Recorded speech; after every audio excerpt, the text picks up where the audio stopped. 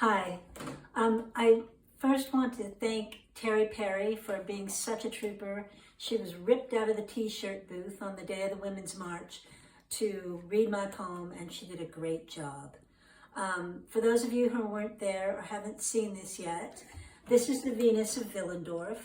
She's a 25 to 30,000 year old limestone figurine, less than 5 inches tall.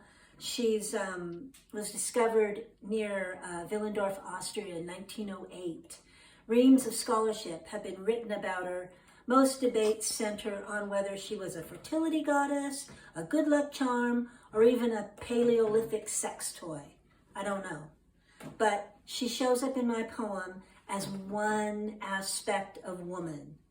Unfortunately, some of our countrymen still view woman through the dangerous lens of only this one tiny aspect, a fact that destroys some of us outright and diminishes the rest of us.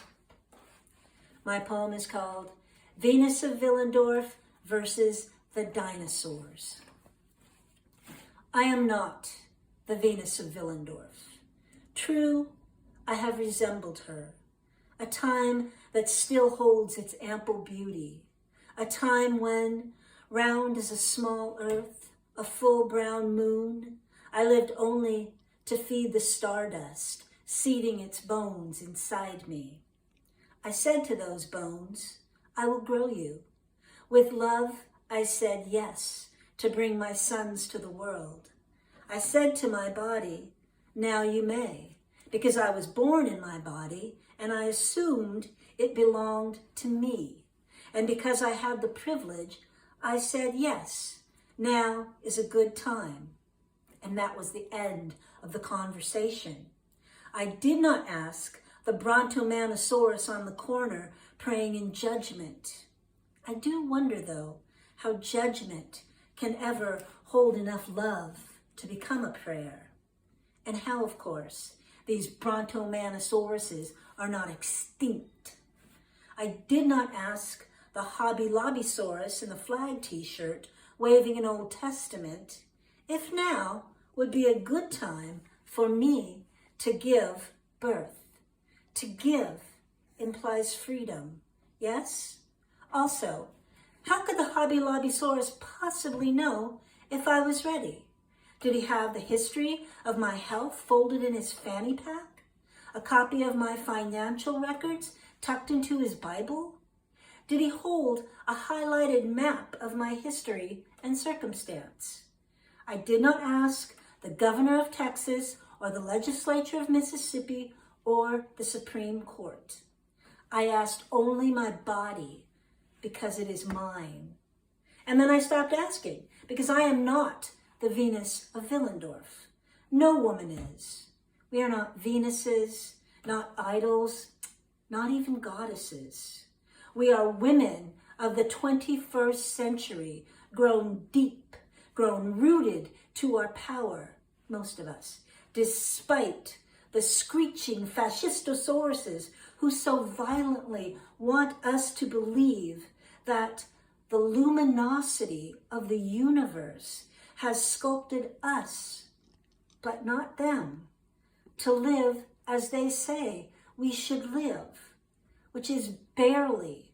How bleak, how brutal it has been to stay where they put us, to vote when they let us, to be the gender they assign us, to be the one color that makes them comfortable, to breed and be quiet, to grow wise and be ignored. I'll say it once more like a horrible cheer my life depends on.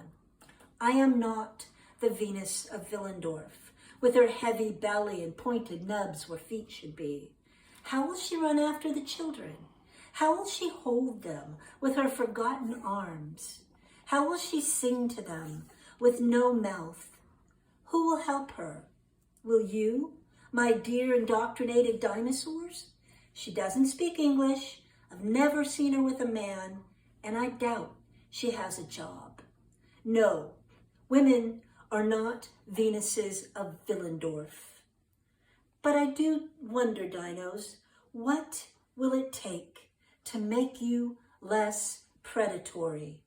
Will you beat your undemocratic guns and bombs into plowshares if we suture our eyes closed, unscrew our feet, if we fill our mouths with mud and bury all the words blooming there? Shall we try yet again to swallow your bitter laws, dilute our strength until we become your very weird, tiny idea of woman?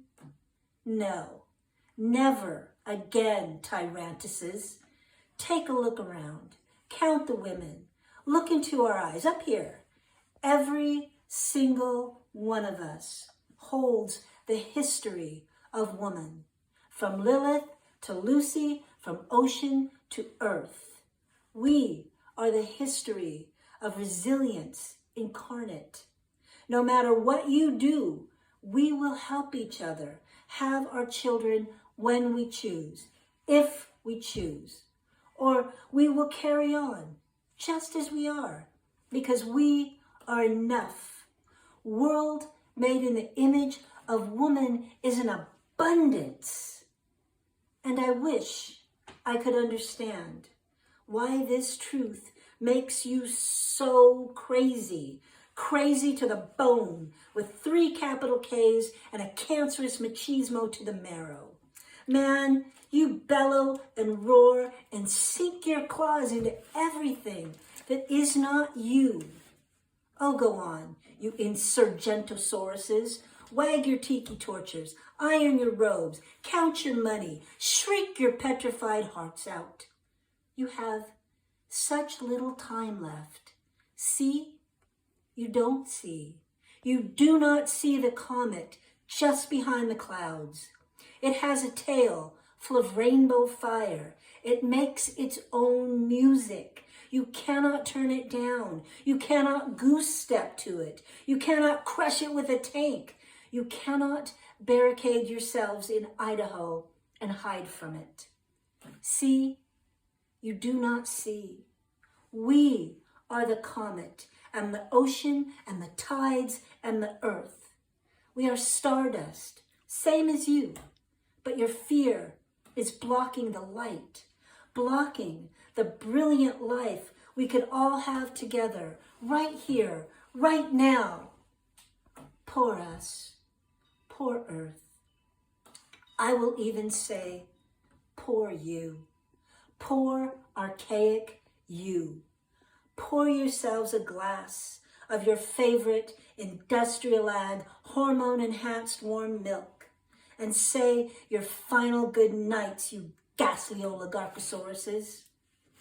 And who knows, perhaps in 30,000 years, someone will dig you back up.